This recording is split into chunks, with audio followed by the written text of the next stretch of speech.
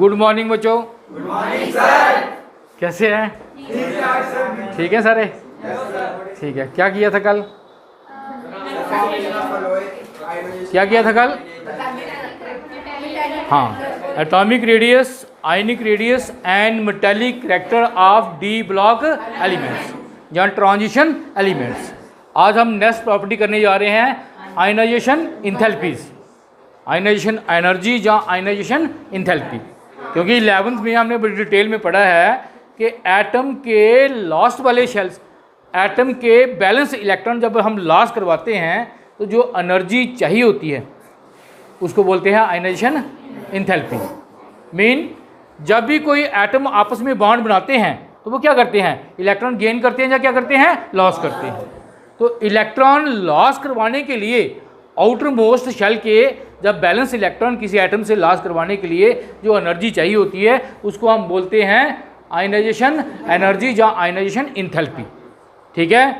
तो हमने 11 में पढ़ा था कि जब हम पीरियड में मूव करते हैं तो आयनाइजेशन की वैल्यू क्या होती है? बढ़ती है। और ग्रुप में जाते हैं तो क्या होती है? पता है? कोई बता सकता है क्यों? जब पीरियड में जाते हैं तो आयनाइजेशन एनर्जी की वैल्यू बढ़ती है। क्यों बढ़ती है?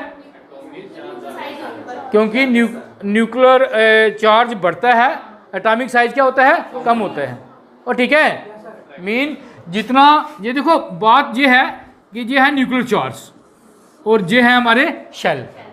जो इलेक्ट्रॉन हमने निकालना है, for example first transition series की बात करें तो इसके इलेक्ट्रॉन पड़े हैं 4s में और कहाँ? 3d में। जो हमने निकालने हैं डी ब्लॉक के एलिमेंट ज़्यादातर जो निकालते हैं वो होंगे s में और क्या होंगे? d में। ठीक है।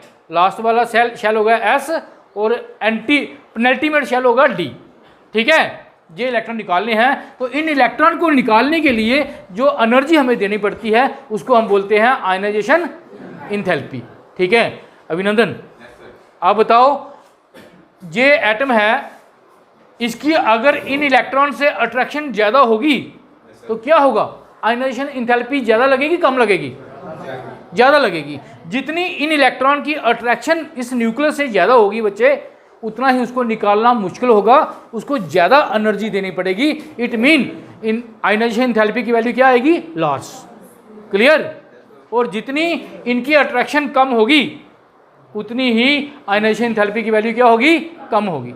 ठीक है। और ठीक है, हमने पढ़ा था 11th में पीरियड में जाते हैं तो एटॉमिक साइज कम होता जाता है और न्यूक्लियर चार्ज क्या होता है? बढ़ता जाता है, जिसके कारण जो है ये आउटर मोस्ट इलेक्ट्रॉन न्यूक्लियस के नज़दीक होते जाते हैं और उनकी अट्रैक्शन भी न्यूक्लियस से क्या होती जाती है? ज़्यादा होती जाती है। आयनाइजेशन इंथैल्पी की वैल्यू इंक्रीज होती है on moving along the period. पता है ज़्यादा सबको? और हमने पढ़ा था जब हम ग्रुप में नीचे आते हैं न्यूक्लियर चार्ज तो बढ़ता है लेकिन एटम का साइज भी बढ़ता जाता है, स्क्रीनिंग इफेक्ट भी बढ़ता जाता है, जिसके कारण ये इलेक्ट्रॉन जो है न्यूक्लियस से कम अट्रैक्शन फील करते हैं या दूर हो जाते हैं और इनको निकालना क्या हो जाता है? आसान हो जाता है। तो ionization enthalpy decrease, the value of ionization enthalpy decrease down the group and increase along the period. ये हमने पढ़ा था। ठीक है। क्लियर सबको?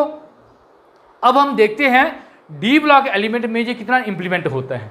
होना तो भाई जनरल में अगर होगा तो इसमें भी ऐसा ही होना चाहिए, लेकिन फिर भी कुछ वेरिएशन जो आएंगी वो हम देखेंगे, उसके रीजन देंगे। तो सबसे पहली बात हम यही लिखेंगे, हमें पता है जब पीरियड में मूव करते हैं तो आयनाइजेशन एनर्जी क्या होती है?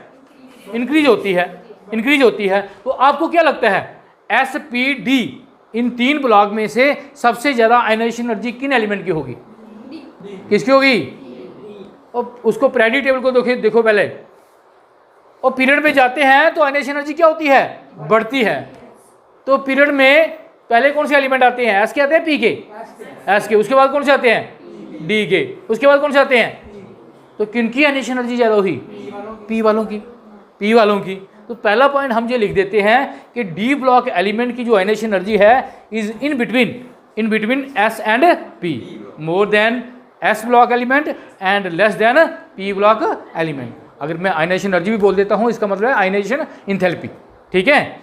क्योंकि पहले इसको आयनाइजेशन एनर्जी से बोला जाता था, हम 20-25 सालों से पढ़ा रहे हैं तो हमारे जुबान पे चढ़ा हुआ है आयनाइजेशन एनर्जी। सुनो, ठीक है, समझाया? पहला पॉइंट तो ये हो गया। अब दूसरा पॉइंट सुने, हमने ज़्यादातर फर्स्ट ट्रांस सीरीज़ की स्टडी करनी है, ठीक है, हमारे सिलेबस में है कि फर्स्ट ट्रांस सीरीज़ जो है उसकी बातें की जाएँ ज़्यादा। तो दूसरा पॉइंट ये लिखेंगे कि जब हम पर्टिकुलर सीरीज़ में मूव करते हैं, फर्स्ट में जहाँ किसी में भी देखेंगे आप, the value of ionization energy goes on increasing. ये देखो इंक्रीज हो रही है। In general when we move along a particular D block element जहाँ transition series, the value of ionization energy goes on increasing. हो रही है इंक्रीज, ये किलो जूल पर मोल में है, ठीक है, किलो जूल पर मोल इसकी यूनिट है। तो ये देखिए जहाँ भी इंक्रीज हो रही है, बोलिए, जहाँ भी क्या हो रही है, इंक्रीज हो रही है। सेकंड पॉइंट ये आ गया कि when we move along a particular transition series, the value of ionization energy always goes on increasing, the value of ionization enthalpies goes on increasing. क्यों होती है इंक्रीज? रीजन क्या लिखेंगे तनवी? न्यूक्लियर चार्ज इंक्रीज हो रहा है और एटॉमिक साइज वो क्या रहा है, डिक्रीज हो रहा है। वही रीजन जो हम 11th में बताते थे।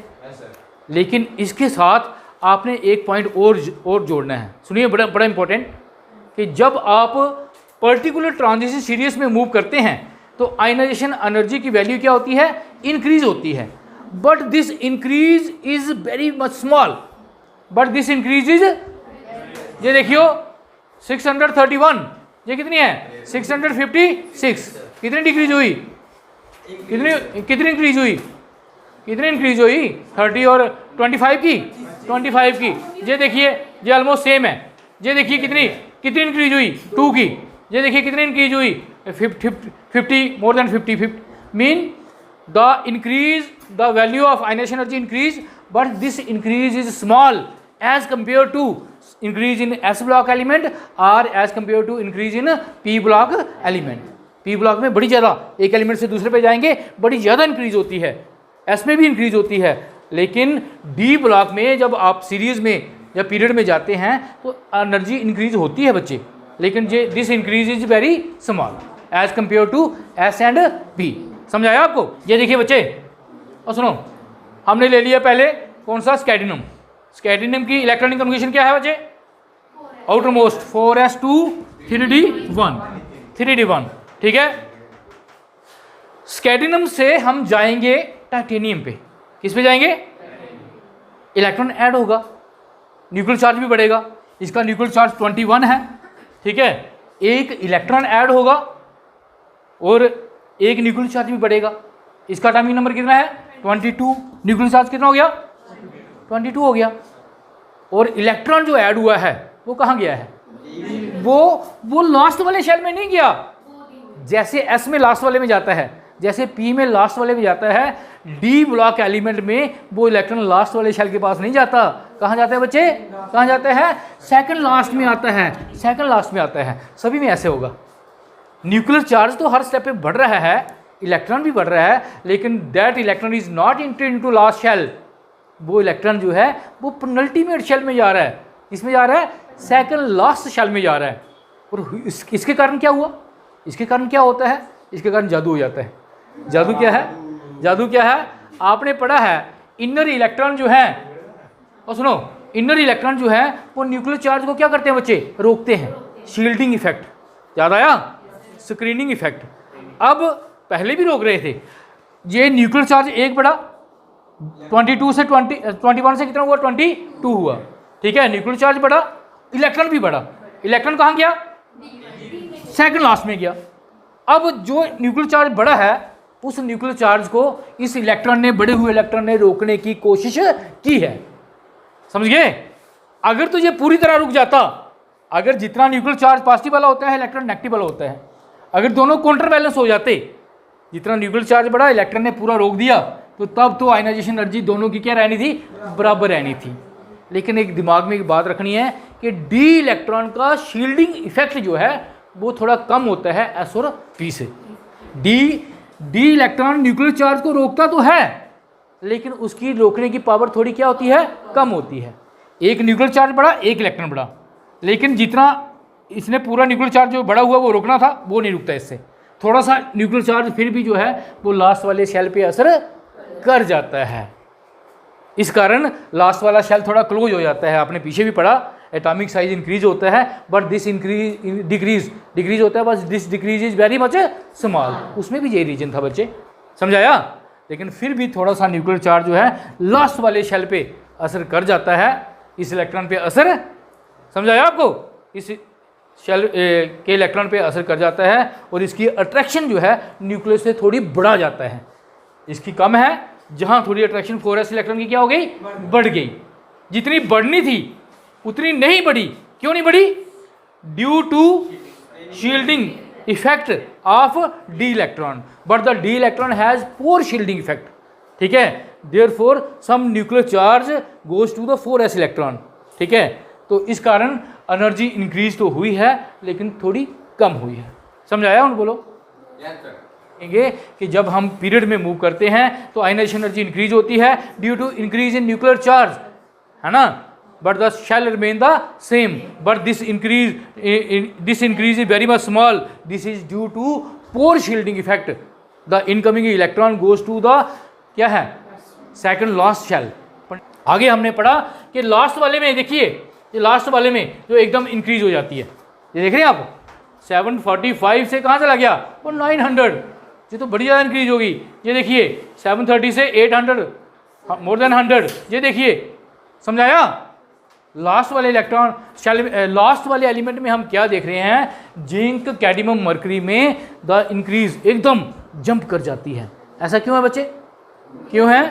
ड्यू टू फुली फील्ड, क्योंकि जहाँ हो जाता है D10, ठीक है, D10 हो जाता है, 4s2 हो जाता है।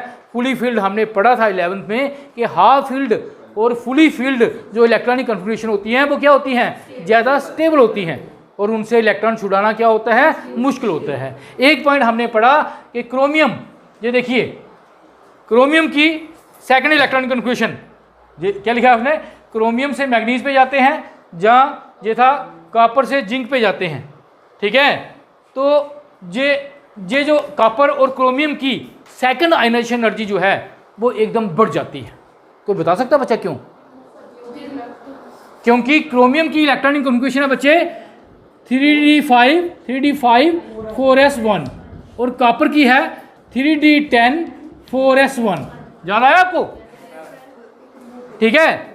जब हम इसका पहला इलेक्ट्रॉन, एक इलेक्ट्रॉन रिमूव करवा देते हैं, एक इलेक्ट्रॉन रिमूव करवा देते हैं तो d5 हो जाता है और वहाँ d क्या हो जाता है, 10 हो जाता है।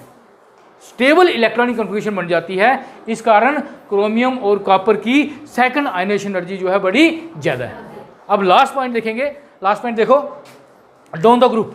अब मूविंग डाउन द ग्रुप, बता, हमने तो पढ़ा था जब हम ग्रुप में नीचे आते हैं तो आयनाइजेशन एनर्जी की वैल्यू क्या होती है, डिक्रीज। जहाँ डिक्रीज हो रही है, देखिए ये डिक्रीज हो रही है सेकंड, फर्स्ट से सेकंड में डिक्रीज और सेकंड से थर्ड में इंक्रीज। कोई भी देख लो, सेकंड से थर्ड कोई भी देख लो, ये देखिए जहाँ से डिक्रीज और जहाँ बड़ी ज़्यादा इंक्रीज, जहाँ से डिक्रीज और जहाँ बड़ी ज़्यादा इंक्रीज, जहाँ से डिक्रीज और जहाँ बड़ी ज़्यादा इंक्रीज। तो हमने तो पढ़ा था जब ग्रुप में जाते हैं बच्चे तो आयनाइजेशन एनर्जी की वैल्यू क्या होती है, डिक्रीज होती है, कम होती है। लेकिन हम देख रहे हैं सेकंड सीरीज से जब हम थर्ड पे जा रहे हैं डाउन द ग्रुप तो आयनाइजेशन एनर्जी की वैल्यू बड़ी ज़्यादा बढ़ रही है। कोई बता सकता है इसका रीजन? ठीक है, बताओ। तो हम ऐसे लिखते हैं बच्चे, जब हम सीरियल में लिखते हैं इलेक्ट्रॉन कन्फिग्रेशन 4s3d, ये फिल होता है, बोलो ये क्या है, 5s4d फिल होता है। इसमें क्या फिल होता है, 6s5d फिल होता है। लेकिन क्या आपको पता है अभिनंदन, 6s और 5d के बीच में कुछ और भी आता था, वो क्या था, 4f था। 4 बैठ जा। अब आपको बताते हैं, देखिए इधर 5 शेल हैं, इधर कितने शेल हैं, 6 शेल हैं भाई, इधर 6 शेल है। इसका साइज तो बड़ा होना चाहिए था। इलेक्ट्रॉन जो था वो न्यूक्लियस से काफ़ी दूर हो गया, उसको निकालना तो आसान होना चाहिए था। लेकिन जहाँ क्या हो गया भाई, ये था मुश्किल हो गया। देखिए एक मिनट लगेगा, गौर से देखना। ये देखिए इसको मैं बनाता हूँ, 1 2 3 4 5 6, ठीक है, इसके बना रहा हूँ। इसका साइज ऐसे होगा, इसमें 5 होंगे, साइज इसका बड़ा ही होगा इसकी निस्बत, एटॉमिक साइज, है ना। लेकिन हमने देखा था, आपको वहाँ बताया था, ड्यू टू लेंथेनाइट कंट्रैक्शन के कारण सेकंड ट्रांजिशन सीरीज और थर्ड ट्रांजिशन सीरीज का साइज जो है ऑलमोस्ट क्या हो जाता है, सेम हो जाता है। क्योंकि जहाँ से 14 इलेक्ट्रॉन निकाले हुए हैं, इसका एटॉमिक नंबर 57 है, इसका एटॉमिक नंबर कितना है, 72 है, इस कारण इनका साइज सेम हो गया था। लेकिन आयनाइजेशन एनर्जी के साथ क्या हुआ, ये देखिए, जहाँ जो 4f होता है वो फील्ड होता है, जहाँ 4f क्या होता है, 6s जो है जब 1 होगा या 2 होगा, d को हम फिल करेंगे 1 to 10, लेकिन 4f जो होगा वो क्या होता है बच्चे, फील्ड होता है। जहाँ 4f जो है वो क्या होता है बच्चे, फील्ड होता है। 4f 14 होता है। और आपको बताएं, हमने बोला था कि d इलेक्ट्रॉन का शील्डिंग इफेक्ट क्या होता है, कम होता है ज़्यादा होता है, कम होता है। अरे f इलेक्ट्रॉन जो होते हैं उनका शील्डिंग इफेक्ट और ज़्यादा कम होता है। f इलेक्ट्रॉन का shielding effect is very much poor. f subshell जहाँ f electron has very much poor shielding effect. अब जो 14 इलेक्ट्रॉन जहाँ बड़े हैं, 14 न्यूक्लियर चार्ज भी बढ़ा था, इनके साथ साथ जब इलेक्ट्रॉन बढ़ते थे तो न्यूक्लियर चार्ज भी बढ़ता था। वो 14 न्यूक्लियर चार्ज जो है वो जे इलेक्ट्रॉन 4f के पूरी तरह इसको रोक नहीं सके। और वो न्यूक्लियर चार्ज कहाँ जाके असर किया, उसने किया हमारे 5d पे, जहाँ 6s पे। तो आपको पता है इलेक्ट्रॉन हमने 6s से निकाला है, या किससे निकाला है, 5d पे। समझाया। तो इसका सिंपल यही रीजन है कि थर्ड सीरीज में क्या होता है, 4f14 होता है, 4f फील्ड होता है, और due to poor shielding effect of f electron, ठीक है, the attraction of outermost electron increase with the nucleus. समझाया। न्यूक्लियस इन लास्ट वाले इलेक्ट्रॉन पे ज़्यादा असर कर जाता है और इनकी अट्रैक्शन न्यूक्लियस से बढ़ जाती है। अगर बढ़ जाती है तो इनको निकालना क्या हो जाता है, मुश्किल हो जाता है। तो due to poor shielding effect of f electron in third series, ठीक है, the ionisation energy value, first ionisation energy value of किसकी, थर्ड ट्रांजिशन सीरीज, जहाँ 5d series is very much higher than the second transition series. तो लिखो इसको।